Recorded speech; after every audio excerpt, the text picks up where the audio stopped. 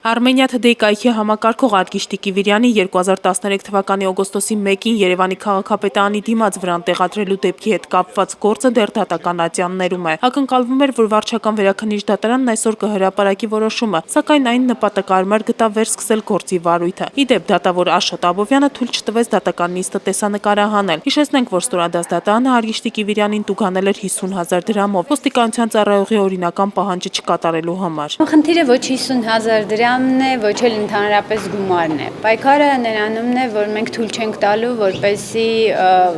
որևէ կերպ խախտեն Արգիշտի Կիվիրյանի իրավունքները եւ ցանկացած անձ կարծում եմ, ում իրավունքները խախտվում են, պետք է մինչեւ վերջ պայքարի։ Ոստիկանության ներկայացուցիչը դատանում ասել էր, որ Արգիշտի Կիվիրյանը փորձել է վրանի ձողերը ամրացնել, սակայն դատանում իրեղեն ապացույցը հետազոտելիս ձողեր չեն եղել։ Դա ընդհանրապես վրանել չի։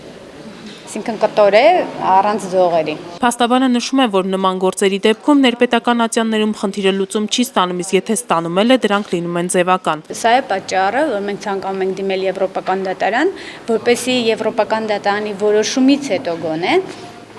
այս խախտումները երկրում դադարեցվեն, որովհետև մենք հասկանում ենք, որ յուրաքանչյուր հավաքի ժամանակ ոստիկանությունը ազատ է գործելու եւ խախտումներ թույլ տալու եւ ըստ էության ոչ մի պատասխանատվության էլ չի ենթարկվում։ Գործով դատական հաջորդ նիստը կկայանա նոյեմբերի 27-ին։